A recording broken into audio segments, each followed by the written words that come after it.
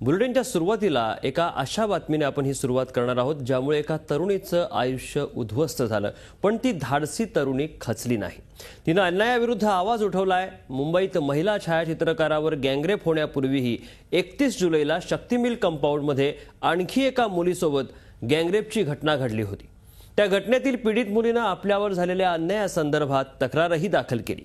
31 जुलैला नराधमांच्या दुष्कृत्यांना बळी पडलेल्या धाडसी तरुणीनं झी मीडियावर आपला आक्रोश मांडलाय। आरोपींना कठोरात कठोर शिक्षा करण्याची मागणी तिनं केली आहे। या धाडसी तरुणीशी बातचीत केली आहे आमचे प्रतिनिधी अश्विनी पांडे यांनी। 31 जुलाई को जिस पीड़िता के साथ दुष्कर्म किया गया वो इस वक्त हमारे साथ मौजूद है। उनसे बातचीत करेंगे। आखिरकार उन दरिंदों ने किस तरह से इस घटना को अंजाम दिया, कैसे पहुंची थी ये पीड़िता वहां पर, उसके बारे में जानकारी लेंगे। आपसे ये जानना चाहेंगे, आप वहां पर कैसे पहुंची 31 जुलाई की शक्ति मिल के पास? 31 जुलाई के दिन मैं वहाँ पे अपने फ्रेंड के साथ पहुंची थी, जबकि वहाँ पे कभी गई नहीं थी, बस पहली बार गई थी। तो वहाँ पे जाते ही हमारे साथ हमला हुआ। 2 लड़के पहले आए, उन्होंने पहले हमें मारा, पीटा, मेरे फ्रेंड को मेरे दुपट्टे से बांधा। उसके बाद मुझे घसीटते हुए अंदर लेके गए और मुझसे गलत किया। और उसके बाद 2 जन ने फिर मुझ पर मारकर उन्होंने भी गलत किया। उसके बाद एक गए, एक आए। इस तरह से 5 जन लड़के लोग ने मुझसे गलत किया और उसके बाद वो वहां से भाग गए और जिसे बांधा था उसे भी बहुत मारा।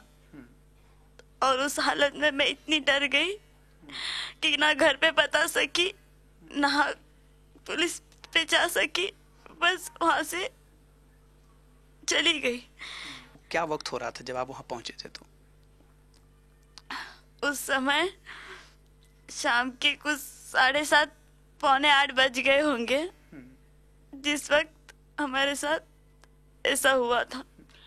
सबसे पहले उन्होंने मतलब आपको रास्ता बताया यहाँ से जाने के लिए कि आप वहाँ से जाते थे इस तरह का? नहीं, हमें रास्ता बताया गया था। महालक्ष्मी मंदिर से आ रहे थे तो रास्ते ही में चलकर मेरे पैर में चोट थी तो दर्द होने लगा था।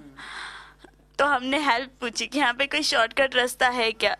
तो 2 लेडीज थी, जेंट्स थे, उन्होंने बताया कि यहाँ से जाओगे तो सामने रेलवे ही है।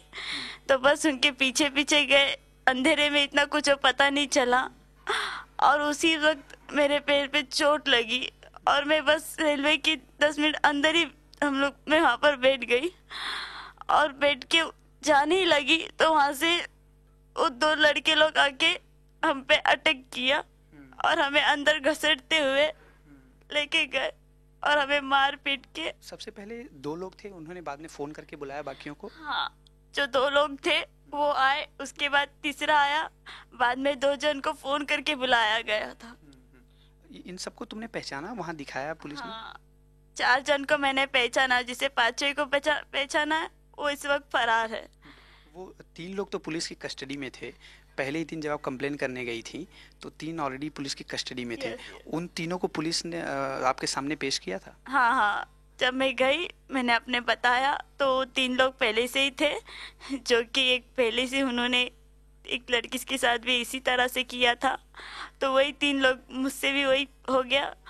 और जो थे दूसरा, वो दूसरे दिन आया तो वो भी उसी में से ही निकला। और उनकी एक टीम है, जो और कोई लड़के लोग हैं वो भी उनके साथ नहीं, उनको भी पकड़कर उनको भी सजा देनी चाहिए। जब ये घटना हुई तो आप कहाँ चले गए थे और क्यों चले गए थे? क्या आपको क्या बात का डर था? जब मुझसे ये घटना हुई, मुँह से बताओ, बहुत सहम गई थी। उस वक्त मैं अपने खुद के हालत की कंडीशन में नहीं थी, जैसे कि मैं किसी को अपना दर्द बता सकूं, किसी कंडीशन में नहीं थी। तो उस वक्त मैं तो जान देने जा रही थी। जो मेरे साथ मेरा दोस्त था उसने मुझे कोऑपरेट किया, उसने बोला जान वगैरह देने की कोई ज़रूरत नहीं है। उसके साथ उसके दोस्त के गांव में गई। कहाँ पे? छत्तीसगढ़। वहाँ पे मैं रही फिर वहाँ से 1 महीने बाद लौटी तो मम्मी को उन्होंने बोला मम्मी को फ़ोन करो। मम्मी को फ़ोन किया, मम्मी को बताया तो मम्मी ने मेरी मिसिंग केस दर्ज किया था। मम्मी को फ़ोन किया तभी उसने घर पे बुलाया।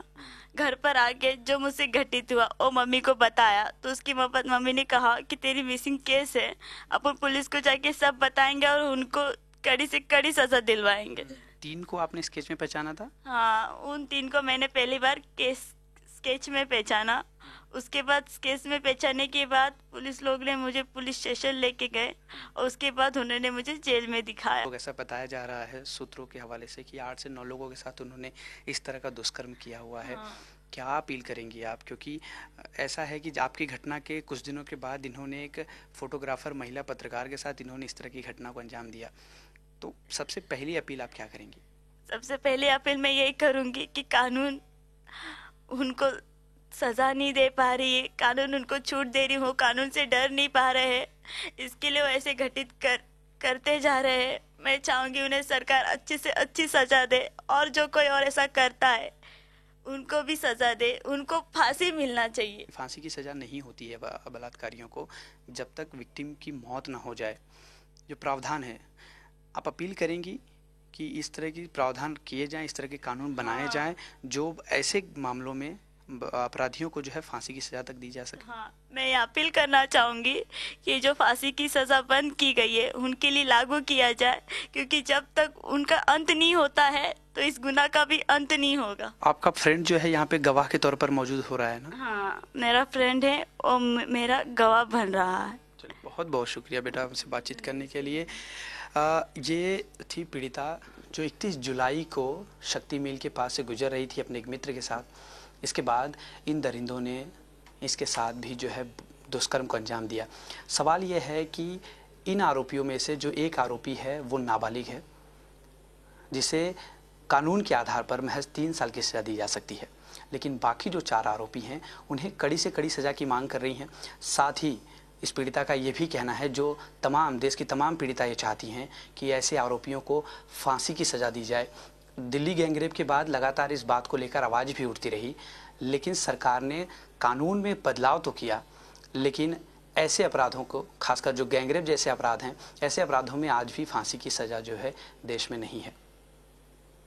अश्विन पांडे, जी मीडिया, मुंबई। झी 24 तास, एक पाऊल पुढे।